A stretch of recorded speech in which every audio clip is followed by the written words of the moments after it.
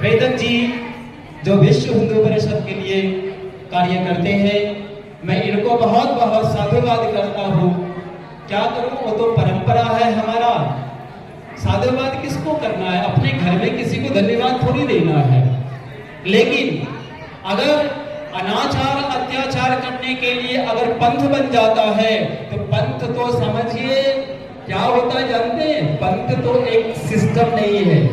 पंथ को सिर्फ एक क्या कहा गया मालूम है? पंथ वहां जाया जाता है जहां पे किसी रहने की ठिकाना नहीं मिलता है।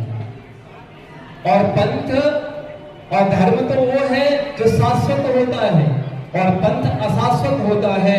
इसलिए देश में आकर के अनेक पंथ आकर करके और अपने पंथों को बचाने के लिए हमारे भारत के देश में आया, जिसको हमने स्वीकार किया।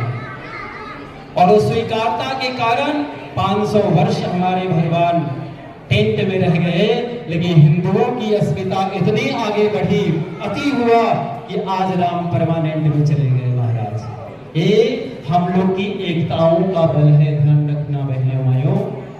एकता कलौ संघी शक्ति ही।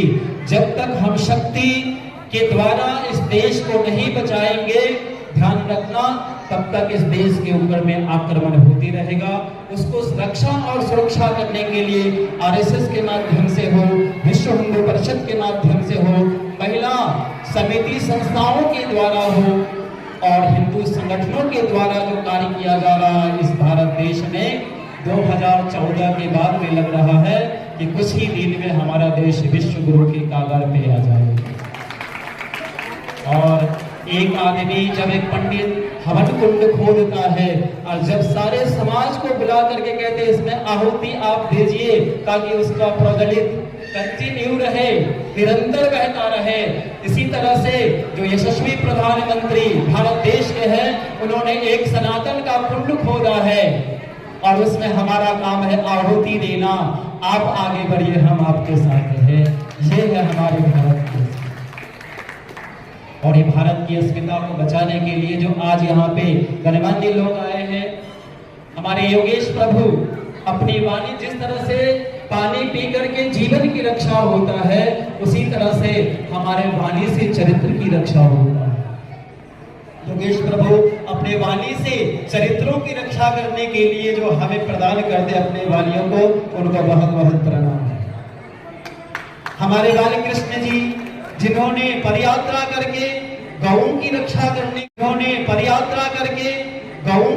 करने के लिए गौवंशों को राष्ट्रमाता घोषित करने के लिए 2-2 हजार किलोमीटर तक पैदल यात्रा कर करके जिन्होंने गाय की बचाने की कोशिश किया, उनको बहुत बहुत साधुवाद। और हमारे तरुण मेहता जी, तरुण मतलब तरुण, 75 होने के बाद भी तरुण लगते हैं महाराज। क्यों? इनकी जोश, इनकी विचार और इनका संकल्प, जब गाय माता के शब्द आता है तो लगता है कि पूरे शरीर में सारी इंद्रियां खिलखिलाने लगा और सुगंध देने लगा। ऐसे तरुण भाई मेहता जी को बहुत बहुत मैं प्रणाम करता हूँ, क्योंकि ब्रह्म समाज के अध्यक्ष हैं और आज जो हम लोग को संबोधित कर रही है इतनी सुंदर से इतनी अपनी सुशीलता के कारण कि जैसे माँ सीता गई थी माँ भगवती के पास में और कहती है, हे माँ मुझे वर की जरूरत है, कैसी चाहिए बेटी? तो उन्होंने कहा, मन जाहि राचो मिलहि शोभर सहज सुंदर सावरो, करुणा निधान सुजान शील स्नेह जानत रावरो। करुणा, सहनशीलता, शब्दों की एक तोड़ जो अपनी वाणी के द्वारा हम लोग को संबोधित कर रहे हैं, उनको बहुत बहुत साधुवाद।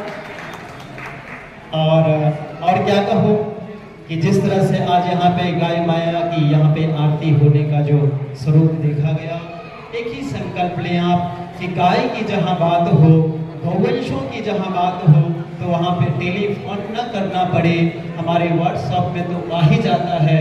जरूर अपनी वहाँ पे एक आहुति देने के लिए वहाँ पे पहुँचे, ताकि ये प्रज्वलित 2024 में हमारा विश्व गुरु बना दे इस देश। क्योंकि अग्नि का काम होता है पाप को जलाना, सूर्य का काम होता है अंधेरों को मिटाना, धरती का काम है अपने गोद में सारे विश्व को समा लेना।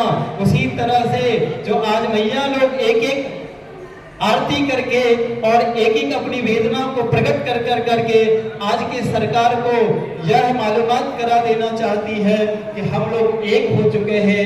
कलौ संघे शक्ति ही, और जब शक्ति एक होता है तो भक्ति प्रागत्य होता है, और भक्ति का नाम ही तो गाय है कि विकावा विश्वमा। ऐसे माँ को प्रणाम करते हुए आप सबको यहाँ पे आए भाग्यनगर में, क्योंकि विश्वामित्रा तरंगाया मिथिला नगरी पते भाग्यानाम परिपाकाया भव्य रूपाय मंगलम।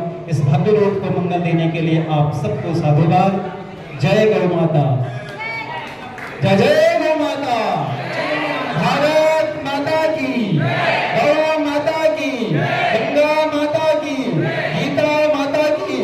अरे सब माता माता बोल रहे हो तो मेरा जीवन बदल जाएगा, चले जाएगा भाई। इसलिए माता सागर की तरह है, कहा डूबकी मारे, इसलिए सब कुछ में माँ ही भरा है, बाप का कोई रोल नहीं है। इसलिए जय श्रीमन नारायण, जय श्रीमन नारायण।